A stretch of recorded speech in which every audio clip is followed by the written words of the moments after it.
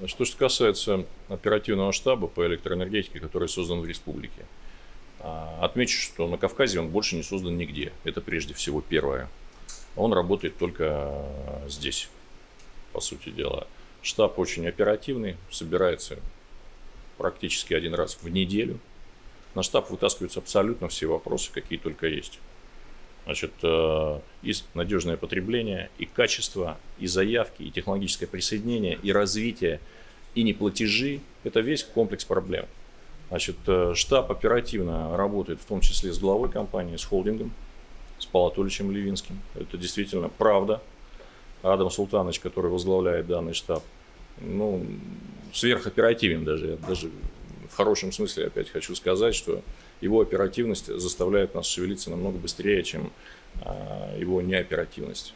Поэтому рекомендовал бы, на самом деле, и всем главам северокавказских республик все-таки создавать постоянно действующие такие комиссии, которые бы разруливали текущую ситуацию в энергетике. Потому что Кавказ в целом не сбалансирован по неплатежам. Это за Кавказом всегда тащатся такие, знаете, плохие истории в энергетике. Там не платят, тут воруют. Вот пример в Чеченской Республике показывает, что это абсолютно не так. Что все можно решать, садиться, делать. Это пример инвестиций, которые мы сегодня видим. Это все работа штаба. Это конкретные объекты, это работа штаба. Реструктуризация долгов – это работа штаба. Сегодняшние инвестиции в республику – это работа штаба. И так далее, и так далее. Поэтому я говорю, то, что вы видите глазами, это работа штаба. Поэтому взаимодействие максимально. Надо развивать второй и третий уровень, по сути дела. Мы когда говорим, что нам нужно переводить уже нагрузки самого города Грозного на подстанцию города. На этот этап мы думаем, что нужно еще от 200 до 500 миллионов рублей. По сути дела, нам нужно заняться очень серьезно переводом кабельных линий и переносом кабельных линий с других центров питания на подстанцию город. Вот это уже будут чувствовать прям потребители, связанные с качеством и с надежностью. Вот это надо сделать. Вот я думаю, что сегодня на этих совещаниях мы вот это как раз будем рассматривать. Вы в своей беседе сказали, что население это тоже почувствует, что будет отключение и так далее. Вы обратились к жителям, повторите. Да, я действительно хотел бы обратиться к жителям, во-первых, 3 наших пилотных городов. Это Грозный, Аргун, да, и третий Ачой-Вархан, да. Вот эти три первых города, которые пойдут в пилотную программу, по сути дела, по программе снижения потерь. Что это такое? Значит, мы будем менять сети 10,04 киловольта, то есть это воздушные линии низкого класса напряжения. Мы будем менять комплектные трансформаторные подстанции, то есть что-то будем делать в трансформаторных подстанциях. Мы будем менять приборы учета. По правилам охраны труда это невозможно сделать без отключения самого абонента. Для чего это нужно сделать? Нам необходимо серьезно повысить качество напряжения, по сути дела, качество энергоснабжения. Вот я здесь попросил бы жителей отнестись с пониманием, во-первых, прежде всего.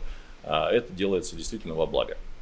Поэтому большая просьба потерпеть. Терпеть надо будет где-то совокупно до 1 года, я думаю, что вот. Естественно, последние несколько лет Power Россети на самом деле оказывает огромную поддержку.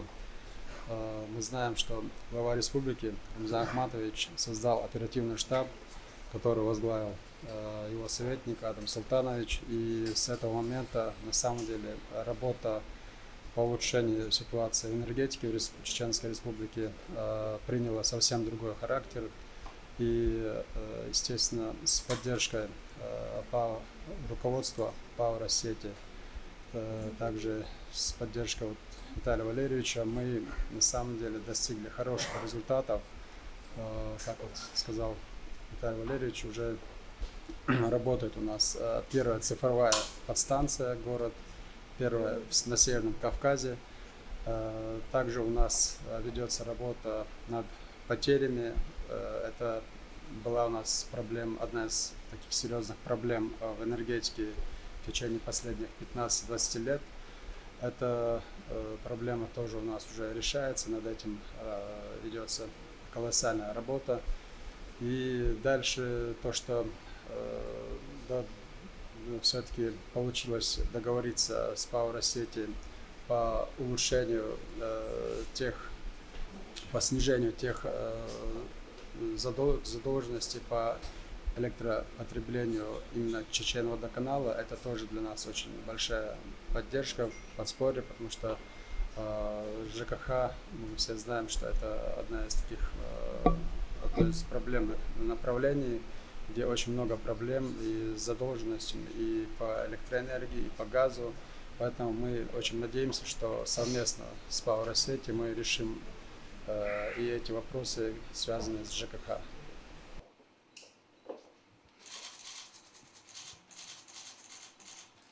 Отлично. Спасибо большое. Спасибо Я хотел поблагодарить главу республики и правительство, да и, по сути дела, народ Чечни за очень высокую оценку. Оценка все равно дается авансом всегда. И вот то, что сегодня мы делаем в республике, оно послужит еще на очень долгие годы всем потребителям, все его бизнес это будет чувствовать, это будет чувствовать народ. В общем-то, мы надеемся, что в течение буквально 3-4 лет мы закончим окончательно работы по надежности энергоснабжения уже всей республики. Мы закончим в течение 2-2,5 лет работы, связанные по программе снижения потерь и реконструкцию сети в этой части. Мы в этом году, по сути дела, закончили стабилизацию уже финансового нашего решения в части Чечен-Энерго. Это уже наше предприятие, оно является инфраструктурным и единственным, по сути дела, на территории республики.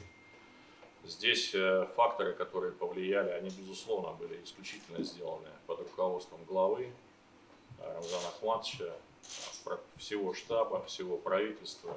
Наши вот эти бесконечные встречи в правительстве, они привели к результату.